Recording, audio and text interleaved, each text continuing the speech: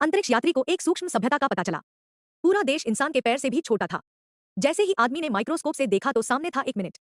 दोनों इस नजारे को देखकर हैरान रह गए। कप्तान तुरंत आगे बढ़ा और जांच करने लगा।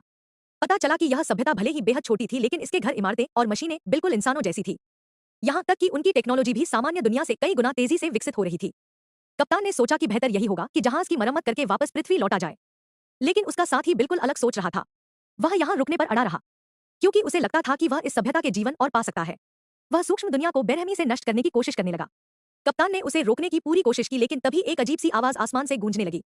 साथी ने जैसे ही ऊपर नजर उठाई, सामने का दृश्य देखकर उसकी रूह कांप गई। असल में कुछ दिन पहले ही कप्तान और साथी को आदेश मिला था कि वे रॉकेट से मंगल पर जाएं और वहां की स्थिति की जांच करें। दोनों सफलतापूर्वक मंगल पर उतरे, लेकिन लैंडिंग के तुरंत बाद ही रॉकेट का इंजन खराब हो गया। पृथ्वी लौटने के लिए उन्हें मरम्मत करनी ही थी। मुसीबत यह थी कि उनके पास सीमित भोजन था। एक दिन गुस्से में साथी ने गलती से उनका खाना दूर फेंक दिया। कप्तान ने काट कर उसे संभालने को कहा, लेकिन देर सबेर उनका सारा खाना खत्म हो ही जाना था।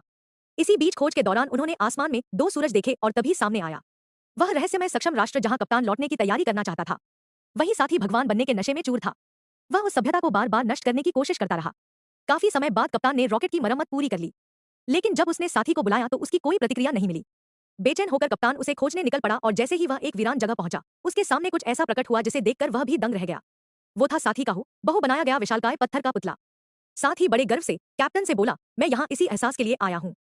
सबको मेरे सामने झुकना ही होगा। इस मिनी दुनिया का हर इंसान मुझे भगवान की तरह मानेगा। कैप्टन ने उसे समझाया और साथ में वापस धरती लौटने को कहा, लेकिन साथ ने साफ इनकार कर दिया। कैप्टन ने गुस्से में उसे खूब सुनाया, मगर वो अपनी जिद पर अड़ा रहा। इतना ही नहीं, उसने अपनी नजर गन निकाली और उस पुतले पर फायर कर दिया। फिर कैप्टन को भी धमकाने लगा। इसके बाद उसने पुतले पर अपना हेलमेट चढ़ा दिया और खुद को देवता समझते हुए मिनी सभ्यता को उजड़ने लगा।